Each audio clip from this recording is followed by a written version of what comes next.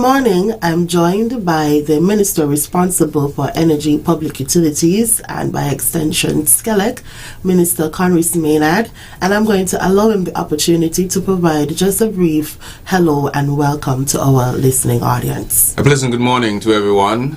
Good morning to you, Patrice. Good morning to GQ. It seems like I haven't seen you for quite some time. So Happy New Year to you and yours. Happy New Year to the listeners. It is not too early. It's not too late to still bring greetings. I don't know if the rule is the 15th of January or the 31st. I'm not sure. But in any case, Happy New Year, and we are looking forward to an exciting year in the energy transition of St. Kitts and Nevis. Wonderful, and the Minister has jumped right into what we're discussing this morning. This morning we are discussing the upcoming plans for the energy sector, and there is no better person to outline these plans to us than the Minister himself.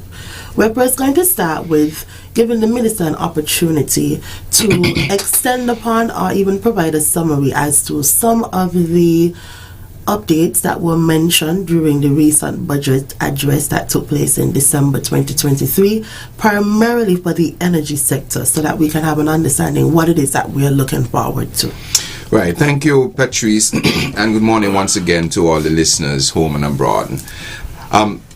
Now, in the budget address, one of the points that was made was to understand the importance and significance of energy, and that as we transition to a sustainable island state, we must notice that energy is the center or the pivot around which this particular sustainable island state will spin. And so as I've traveled the world, one of the key points I've been making to stakeholders to join us in this effort is that energy obviously pushes everything for us. And if you didn't realize that, just think about anything that you have or do in your life, and you will realize that for it to function efficiently and adequately, it will take energy. You say, oh well, I turn on the water pipes and water just runs out. Well, we need energy to get the water to your pipes, even the water that is not desalinated. So for instance, the water in the wells underground, we have to get pumps that pump those. So if SKELEC cannot provide the energy for us, we cannot pump the water to your homes. Getting ready in the morning, ironing your clothes, whatever you have to do, you're going to require energy. And so it is the center for everything. If we look at food, to get food, we need water. To get water, we need energy. It's just a complete cycle. And so one of the points I've made, as I said, traveling around the globe, is that for us, we have a particular nexus. It's called the energy, water, food nexus, and the energy industries salaries nexus. What I mean by that is we solve energy, then we solve water. If we solve water, we solve food. Similarly, if we solve energy, we solve industries. And if we solve industries, we solve salaries. So energy is at the center of our transition to a sustainable island state. So that was one of the important points made in the budget. We also made the point that at present, we do have to transition to renewable energy. For us, it's not just about saving the climate, because we contribute very little actually to the destruction of our climate from the dangerous gases that we emit in burning fossil fuels. However, for us, it's also an economic issue, not just a climate issue. Because at present, I gave the example, for instance, if you had a $730 residential bill, if you look on your bill right now, your charge would be, let's say you burnt $730 worth of fuel worth of electricity at our present rates. If we were to add in how much extra fuel we have to pay for to get that electricity, it would be an extra almost $600 on your $700 of usage. But right now the government is paying that cost. So while the prices of fuel are going up and skyrocketing across the globe continuously, the government is absorbing that cost, because we have decided that at this point we do not want to shock the economy by allowing all the consumers to have to pay that. But that means the government, that $50 million or that $100 million that we might have to spend in a year, means we can't do other things that are very critical. Our social programs, hospitals, roads. People will complain about roads, but it takes money to build roads. Where will we get that money from if we have to subsidize this? So for us, transitioning to renewable energy is not just about saving the climate, but it is an economic issue as well in terms of saving money. So that point was another important point made. And we also obviously spoke about this transition to renewable energy, solar energy, the prospects of geothermal, the support for the geothermal resource in Nevis, because we have viewed this now as a federal resource. We have come collectively as a parliament to support it, and we are seeking international support to get this done. Once we do that, then once we go towards renewable energy, then we become energy independent. Meaning, if there is a war that springs up in Antarctica, or a war that springs up anywhere in the world, in the Middle East or in the US, we do not have to worry because we produce our own energy. And I think that we have to put our minds around that energy independence is really sovereign independence. Because if you can produce your own energy, then if you have to bring a huge manufacturing plant to manufacturing things, you have it here. And then your prices for bread, for instance, because if the price for electricity goes up, the price for bread is going to go up. If you can keep that cost low because you're producing your energy, then you can stabilize your economy in spite of what is happening around the world. So those are some of the key things I would say that came out. I presume you'll ask a few more questions and we could elaborate I want a bit us more. to go more specifically now to speak about the renewable energy projects. Sometime last month there would have been an announcement made about, well, I'll allow you to elaborate on it some more, about our prospects for solar energy, specifically through the La Clanche deal. So I'll allow you to speak more specifically to that, primarily because we get a lot of questions about it. People want to know where we are, what's happening with that project. All right, so very good. So I think it was in November though, last year, we signed a renegotiated power purchase agreement with SKELEC Power Limited. Now, SKELEC Power is a grouping of that includes La Clanche of Switzerland, a Switzerland-based company, and Solrid, a Canada-based company.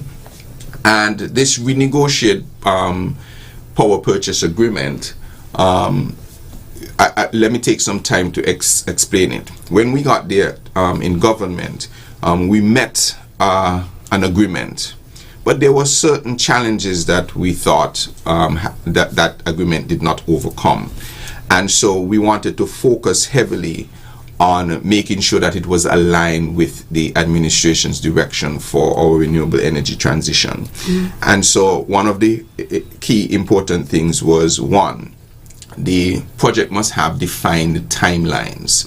So we can't sign something today and then a year later nothing happening, and somebody just has a signed document going around the world saying that they're going to be able to do this. No, we've put dedicated deadlines in the contract that the developers can default if they do not meet these deadlines, because we have deadlines for our transition. And so that is one thing that was significantly strengthened. Another important part, of course, is price. We were able to renegotiate lower pricing mechanisms, and also, importantly, and this also will affect the price, is that now resident citizens of St. Kitts and Nevis can invest in this project through SKELEC and bring down the price further and keep the returns of investments to local investors.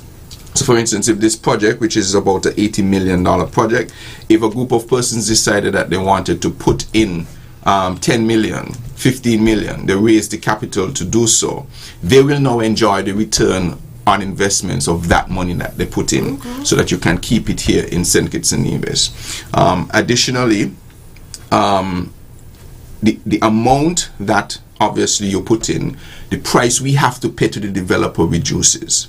So if you put in 20 million, let's say they were charging, I'm just calling cents, 50 cents EC. I'm just calling a figure. If we put in 10, 20 million, it will reduce by a certain amount. So it's going to be very important for us to look to see how we can invest. Now, the beauty about how we have renegotiated this is we don't need to pay that money anytime now. We can look to see how the project is doing, how it is developed, how it is built. We can look at the tests. We can go in the field and see the actual solar plants, solar panels and so on, the battery storage, etc., before we put any money in. The only time we are required to put this additional investment in, or this investment is at the date of commercial operation. Right? That is when we can pay. So we'll have ample opportunity during the construction phase to ascertain whether or not this is something we want to invest in. So I think that these are some of the important things that we negotiated for this 35 megawatt solar plant with 45 megawatt hours of battery. And so we're looking forward to that. One of the important things about this particular project is the battery component, and I think I want to spend 1 minute on that.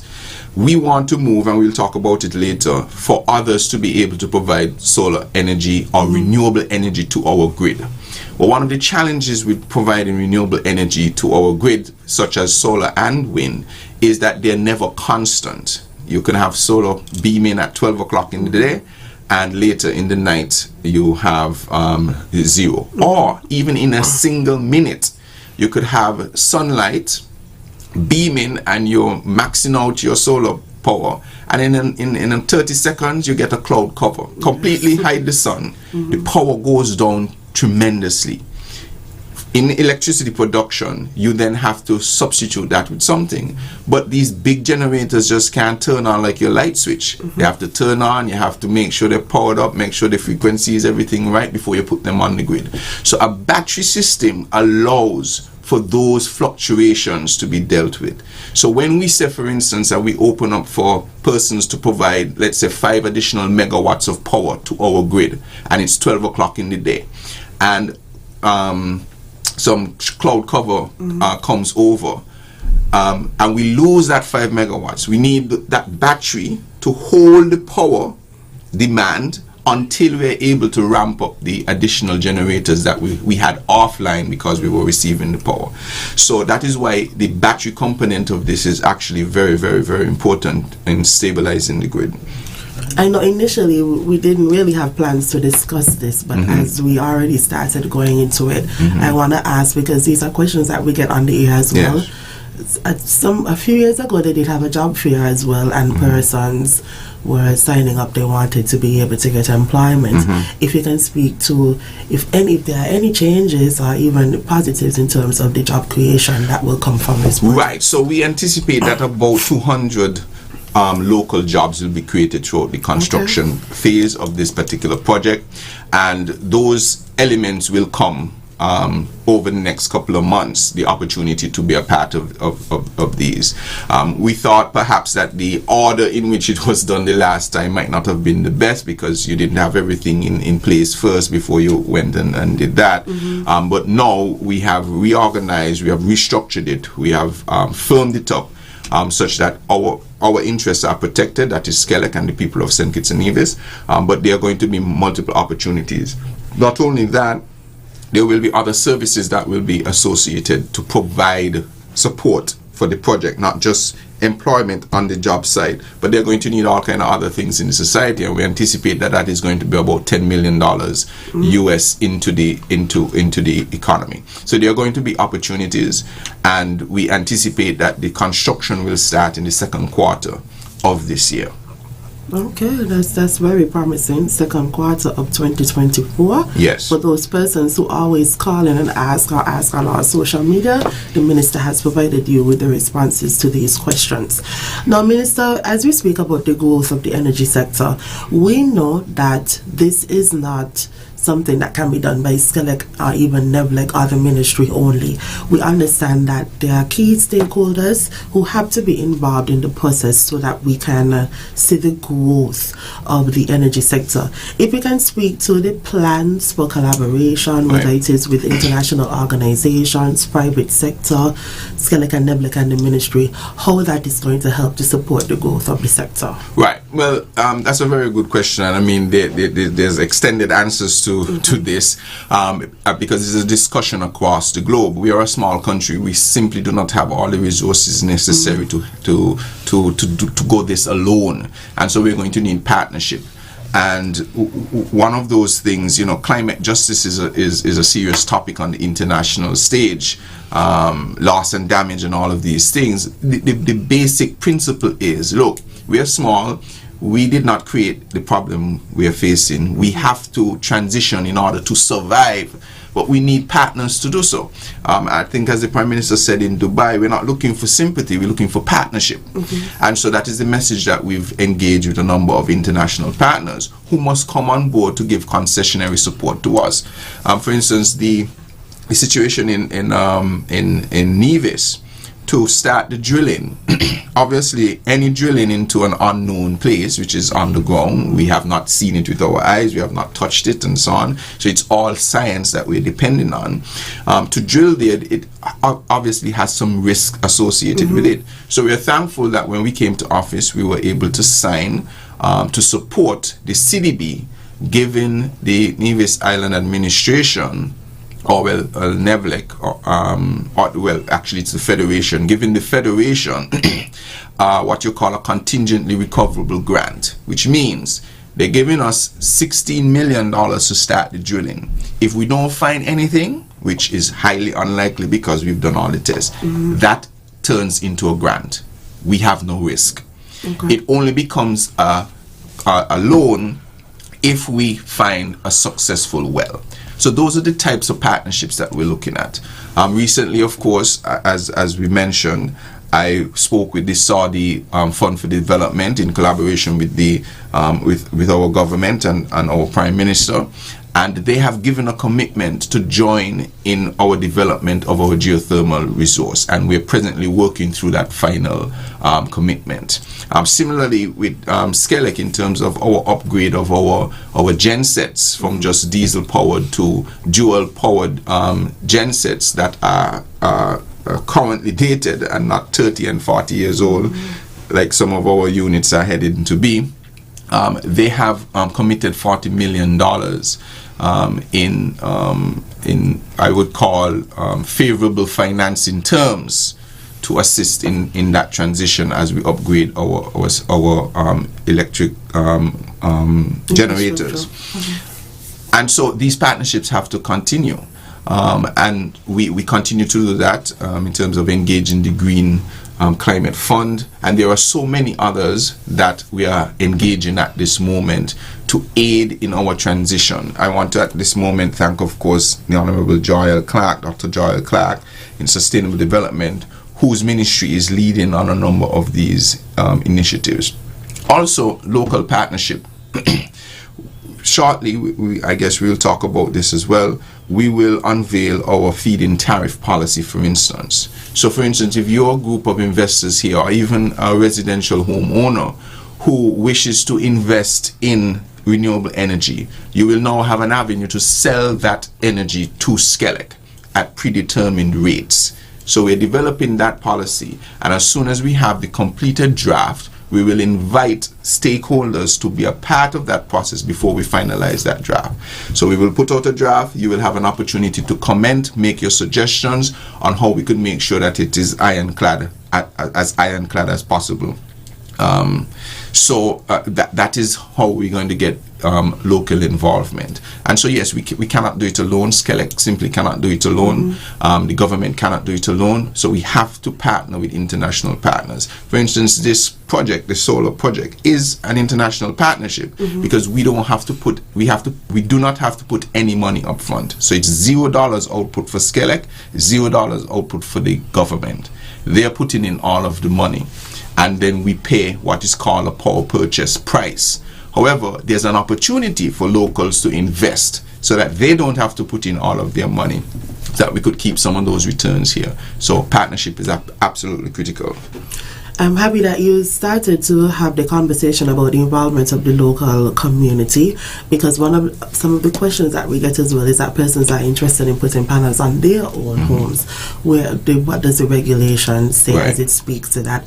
some people are even of the impression that when they put panels on their home, that their SKELEC bill gets higher. These are the questions that we get when we come here, and again, that's why it's important to have this education and awareness process.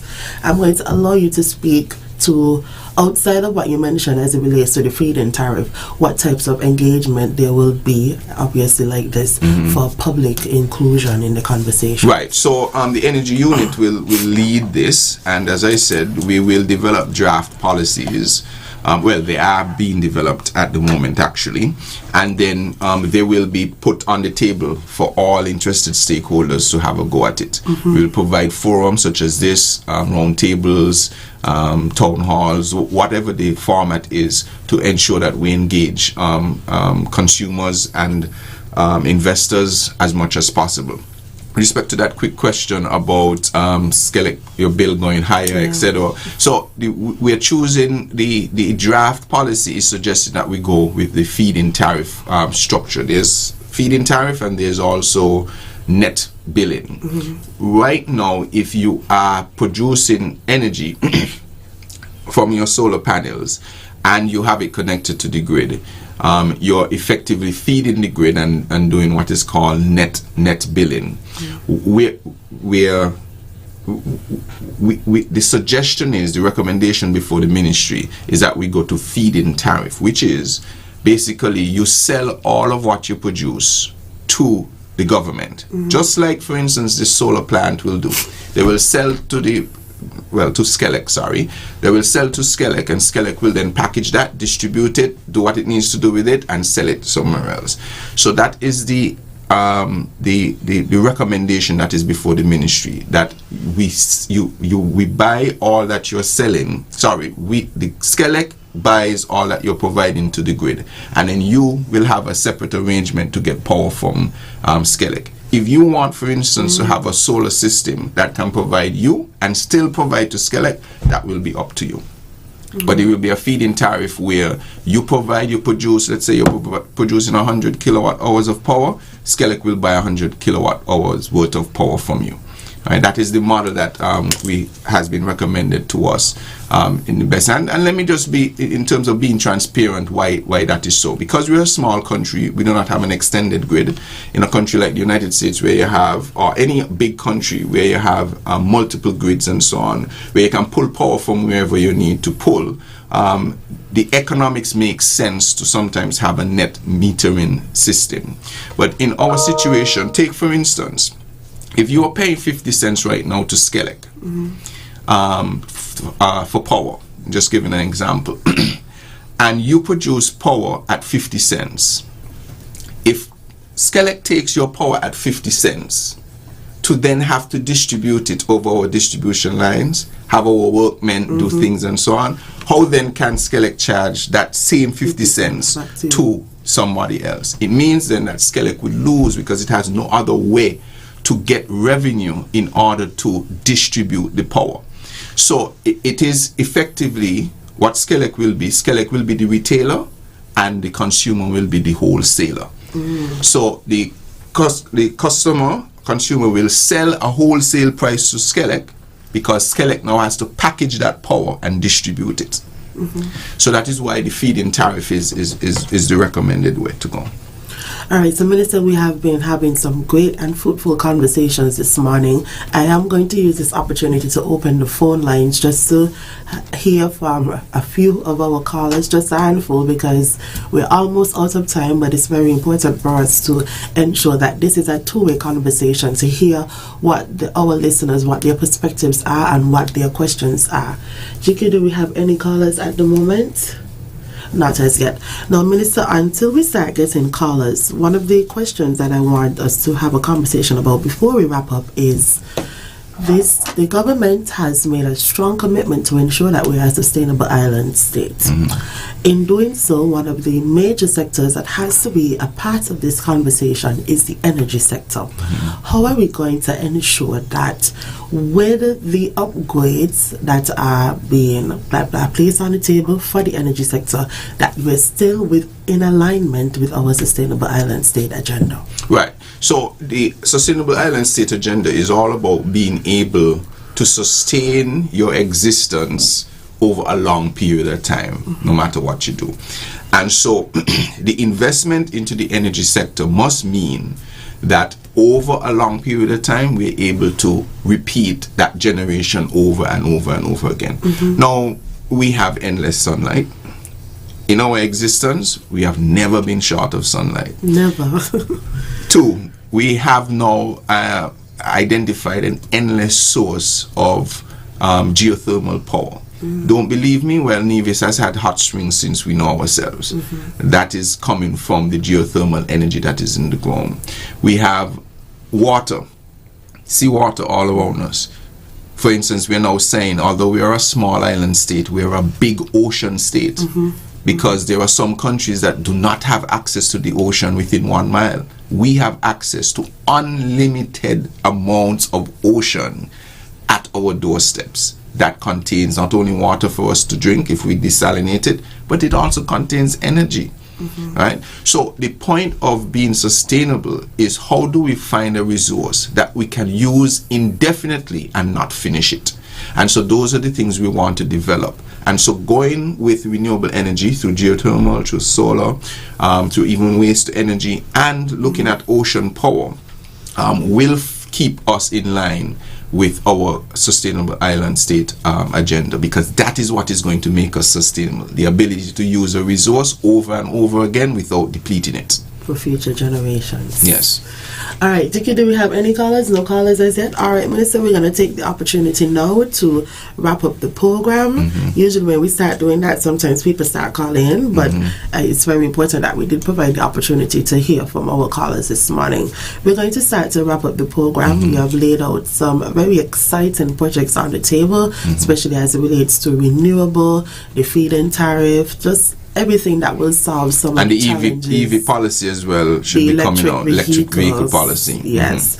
Just these projects that will help to alleviate some of the challenges that we are currently facing. So I'll give you the opportunity to provide your wrap up as it relates to what we have been discussing this morning with the upcoming projects for the energy sector. Right, so let me take this opportunity first of all to thank SKELEC for all the work that you're doing. I was at a function yesterday where I said SKELEC really is trying to get grandmothers their equipment as grandmothers and grandfathers to compete against Bolt in a race. Oh wow. And the funny thing is, or the incredible thing is, that SKELEC is getting it done, right? Because the equipment that you have and that you're working with are outdated. They should have been updated some time ago, but we're now in the process of doing that, and we're thankful that we have the support to move forward to do that. So let me thank SKELEC for all the work that they're doing to utilize the equipment that they have in the best way possible. But there are exciting times ahead. St. Kitts and Nevis, in a very short time, will be one of the leaders in terms of renewable energy production. This project of the solar farm will give us about 30% of the overall power that we need. Obviously, with the geothermal, we can get to 100% very, very quickly. We anticipate that we should see movement on the geothermal project in the not too distant future. We are cementing our partnerships now, so those are going to be some exciting opportunities. We're looking to link St. Kitts and Nevis so that we have one grid.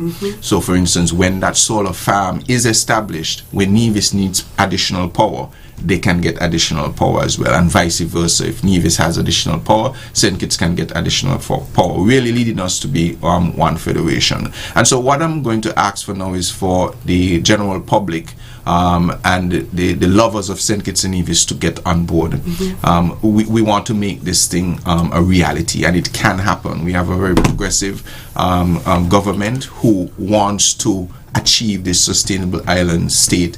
It's not even a dream anymore, it's a goal. It is within reach, and energy is going to play a critical part of that. So start looking at how you can become an investor, you can be a player in the environment. Start looking at your cost as to how much solar energy you can get. Our website for the energy unit, I think, will have a listing of identified stakeholders or industry practitioners that you can lean into to get analysis as to, okay, if I get this size solar plant, how much money realistically can I get back? Listen out for our electric feed-in tariff.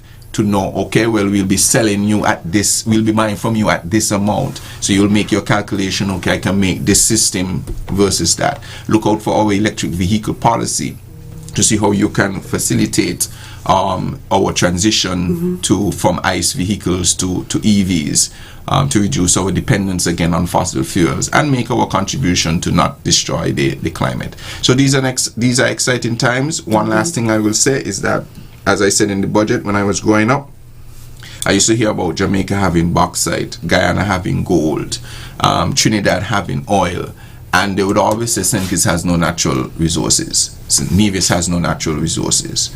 But we are now at a stage where we realize that energy is really our bauxite, energy is really our gold, energy is really our oil, because if we harness that, we can really become an unstoppable force. It can really lead us to be sustainable. Dream so much as thinking that if we have and harness enough energy such that we can invite partners, we can share it with the region, maybe we won't even have to pay for electricity. That is how possible, or how that is a realistic thing. There are some countries in the world, because they have significant amount of fuel, they do not pay for electricity, or the electricity rates are ridiculously low.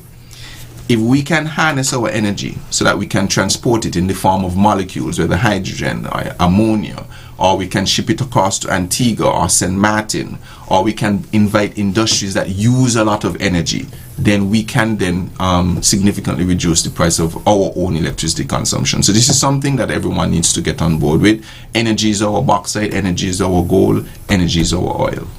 All right. Thank you, Minister, for being on air with us this morning. Thank you to all of the persons who would have tuned into this edition of Power Talk.